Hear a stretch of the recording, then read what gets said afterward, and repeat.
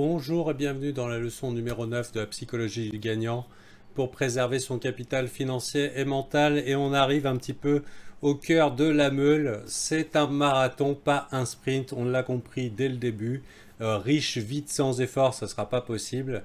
Et on va essayer de se mettre dans une mentalité. Aujourd'hui, on va parler de la mentalité des choses qui prennent du temps, comme comme toute bonne chose, comme toute discipline hautement compétitive, comme toute chose qui a une forte récompense derrière, il faut adopter cette mentalité de progression.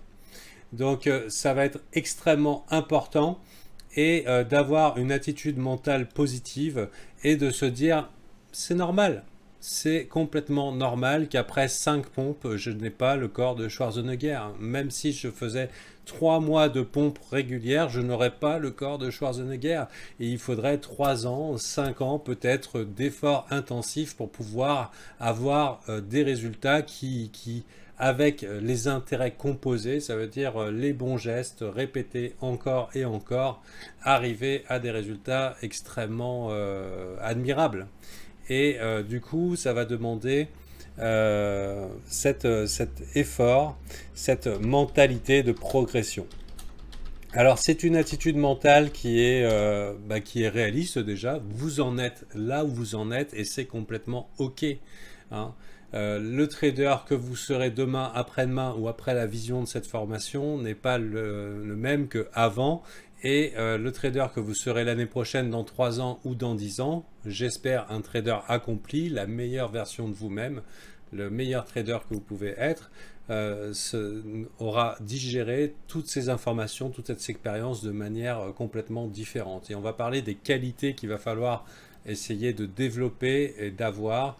Donc déjà, la mentalité de progression, ça nous permet de nous positionner normalement. C'est qu'on ne peut pas aller plus vite que la musique, on ne peut pas avoir les résultats d'un champion du monde alors qu'on n'a pas fait les efforts nécessaires. Et il y a beaucoup de choses à accumuler et dans cette mentalité de progression, on pourrait considérer chaque trade comme un gagnant. Et c'est une attitude positive, c'est chaque trade est un gagnant.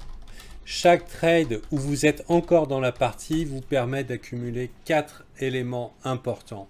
Et chaque journée qui passe, qu'elle soit frustrante, que le résultat ne soit pas là, que ce soit difficile, que ce soit éprouvant, il y a 4 accumulations importantes de connaissances à faire dans les marchés. La première, c'est l'accumulation de connaissances, je viens de le dire. Donc l'accumulation de connaissances, c'est le travail que vous allez faire dans la Dropbox, dans les bouquins, dans des formations que vous allez suivre. Et c'est inévitable. Pour l'instant, vous partez peut-être d'un niveau vierge ou légèrement avancé et vous avancez.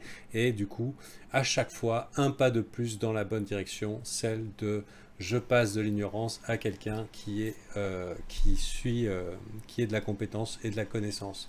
Maintenant, vous allez développer la connaissance donc théorique, mais vous allez aussi développer de l'expérience des marchés. C'est de l'expérience pratique, l'expérience des marchés. Donc c'est des choses que vous ne pouvez pas avoir. Moi-même, je peux vous transmettre au sein des lives quotidiens et à force, avec mon spectre d'interprétation, vous pouvez aller un petit peu plus vite.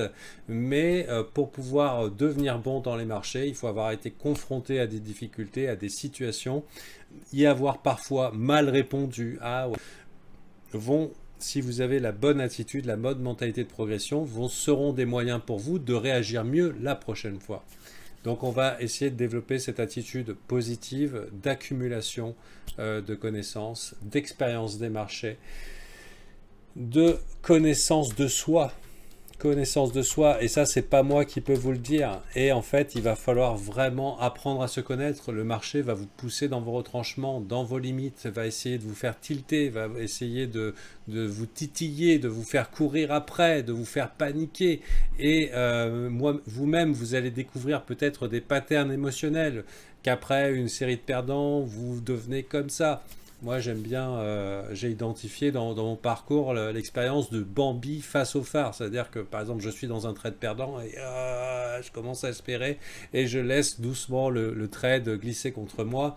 Et j'ai essayé d'identifier avec le temps des patterns qui me permettent d'identifier rapidement, oh putain merde, ça y est, je suis Bambi devant les phares et je vais agir vite. Et ça, c'est des choses qu'il n'y a que vous qui pourrez découvrir. Ça peut être la peur d'appuyer sur la gâchette, ça peut être des blessures émotionnelles suite à des grosses pertes, etc. Et bien sûr, on va faire en sorte que ça n'arrive pas en gardant notre risque sous contrôle, en gardant votre risque sous contrôle, mais tout ça, c'est des bagages que vous allez pouvoir accumuler simplement en avançant pas après pas, et chaque trade sera une opportunité de sortir grandi, et du coup ça va être une mentalité de progression et ça va être une attitude positive vis-à-vis de l'expérience acquise. Et c'est vraiment une mentalité à l'inverse de la mentalité de victime qu'il va falloir faire très attention. La mentalité de victime, c'est quelque chose, on va mettre égal barré à la mentalité de victime.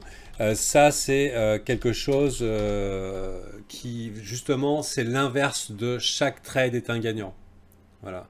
C'est que globalement, je suis une victime du marché, je suis une victime des whales, le marché s'en est encore pris à moi, le marché est encore allé chercher mon stop, ah les putains d'enculés, et la frustration qui augmente, et la colère qui augmente, et le bouillonnement intérieur, et finalement, la mentalité de victime.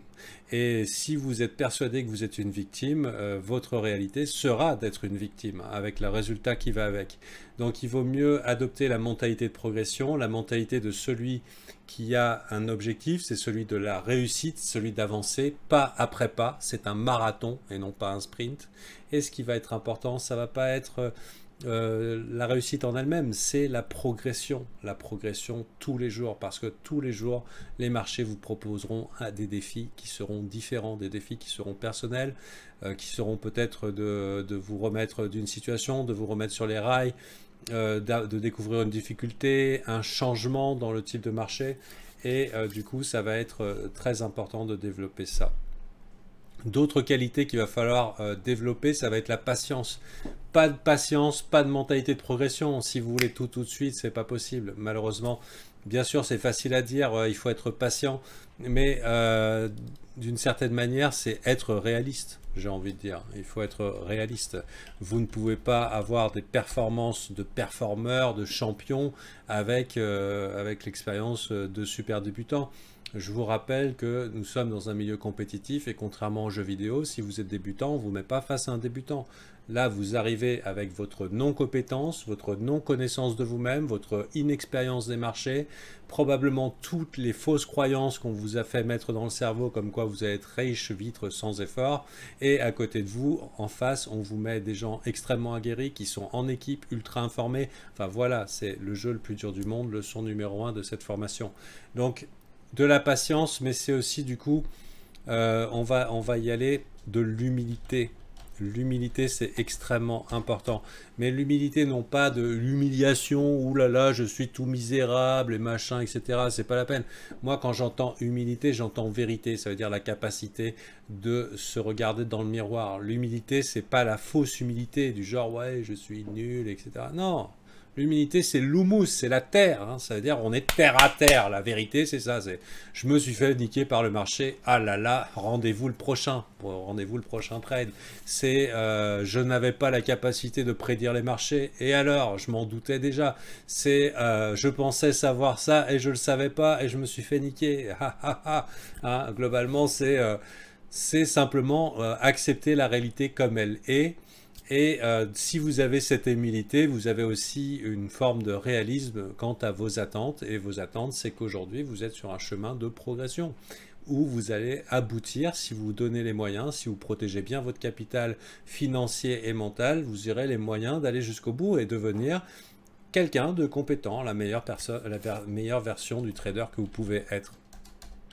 Avec sous réserve, bien sûr, que vous surviviez. Hein, donc protection du capital, parce que chaque fois que votre risque est sous contrôle, c'est une occasion d'accumuler cette expérience, cette connaissance du marché, cette connaissance théorique, cette connaissance pratique et cette connaissance de vous-même qui vous permettra à la fin de surperformer. Donc la persévérance, ça va avec, mais j'ai envie de dire la ténacité, parce que on va pas vous la jouer à la facile, c'est parfois extrêmement éprouvant. il y a des vagues, il y a des vagues émotionnelles, il y a des périodes de désespoir, il y a des périodes de «Ah putain, est-ce que j'y arriverai un jour?» et malheureusement, ceux qui vont réussir, c'est qu'une infime minorité et c'est ceux qui sont capables de rebondir. Et moi, quand j'ai une expression, et je suis de ceux j'ai un tempérament de survivant et une de mes devises, c'est quand on touche le fond, on rebondit, quoi. Globalement, on ne peut pas aller plus bas. Et j'ai la capacité, après quelques périodes de découragement, pas très longues, de remonter et me dire ah non putain. Et en fait, je dirais pas persévérance, mais ténacité. Ténacité, genre comme un putain de pitbull. Ça veut dire qu'on n'accepte pas le non. Alors bien sûr, il faut être humble. Ça veut dire peut-être que vraiment, si le trading vous pousse dans un rapport, par exemple, de destruction, de ruine, parce que vous avez plus un tempérament d'addict au jeu, d'argent que finalement de trader, il faut amortir la casse et avoir l'humilité de reconnaître que ce n'est pas bon pour vous et que ça peut vous mettre en situation de ruine. Mais si vous faites ce qu'il faut, si vous êtes persévérant, si vous ne mettez pas en situation de ruine votre famille, votre vie, etc., cette ténacité du genre pitbull, c'est ce qui vous permettra dans 10 ans d'être encore là et de dire ok, bon ben voilà, maintenant les muscles. Hein, bon. Donc voilà, la persévérance, la ténacité et la curiosité. La curiosité, ça va avec l'humilité. C'est que plutôt que d'être de ce que va faire le marché, j'ai pris un trade, il faut que ça monte, hein, il faut que ça monte, ou j'ai pris un short et il faut que ça descende. Et du coup, on n'est pas dans la curiosité, mais on a la projection de nos idées sur les marchés. La curiosité, c'est ce qui va faciliter l'attitude de tiens, c'est curieux. C'est curieux que ça se passe comme ça, tiens, c'est curieux que les foules ont réagi de cette façon. Et que l'attitude de curiosité, c'est ce qui va permettre d'ajouter des éléments dans notre expérience, parce qu'on ne va pas voir ce qui arrive dans le marché comme une frustration, mais bien comme une occasion d'apprendre, comme une occasion d'aiguiser son regard par rapport aux choses et d'apprendre ça avec curiosité, attitude positive. Donc ça, c'est plus une attitude qui astucieuse pour appréhender les marchés de la bonne façon, c'est-à-dire que non pas comme étant victime, mais comme étant « Ah putain, en tant que passionné de ce qui se passe, j'ai encore appris quelque chose. Ah, c'est curieux. Ah, ça fait chier si c'est un perdant. Mais bon, next. Qu'est-ce que j'ai appris de ce trade ?» Et la curiosité, c'est l'attitude qui va permettre de mettre hop, un petit bagage de plus dans notre sacoche. Enfin, on va voir la discipline, mais ça sera l'objet de la prochaine leçon.